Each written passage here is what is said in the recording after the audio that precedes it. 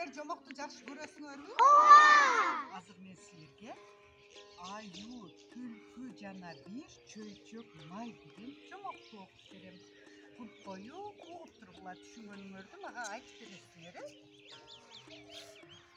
Аю менен түлкү абдан жакын дос экен.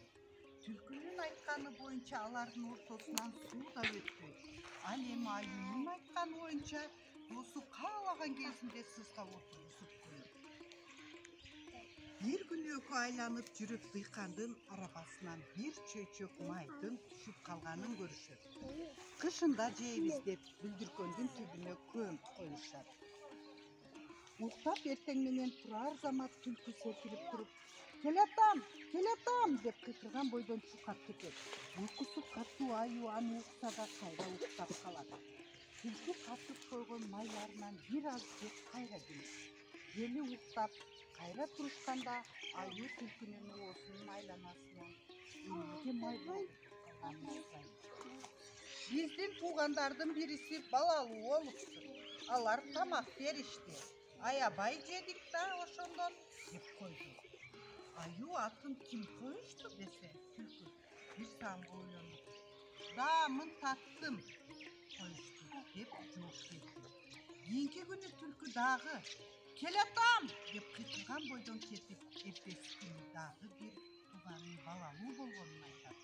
Анын атын жарымы калды деп коюшканын. Үчүнчү күнү баягы кылыгын кайталап, абдан сулуу бала туулганынан аюга кабарлап, анын атын Бүткү деп коюшканын айтат.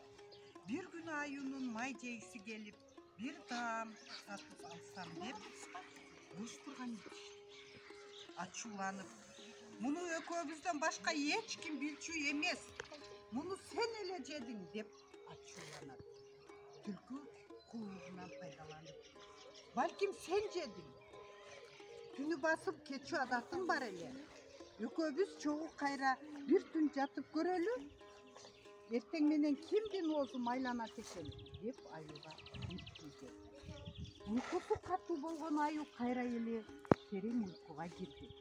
Түлкү идиштеги майдын калдыгын алып келип, аюнун оозунун тегерегине сүйкөп койду. Эртең менен аю ойгонуп, оозунун май экенин байкап, чындап эле мен жегем-о деп ойлоп, түлкүдөн уялып калды. Жомок силерге жактыбы балдар? Эмне жөнүндө экен? Түлкү, аю жана бир чөйчөк май жөнүндө экен, май жөнүндө. Экөө аябай жакын дос болуп экен, Алар эмне таап алышыптыр? Май таап алышып, муну кийин жейбиз деп эмне кылып коюшуптур бир жерге? Бекитип коюшкан экен. Бирок аны ким жеп койду? Аю жедиби, түлкү жедиби?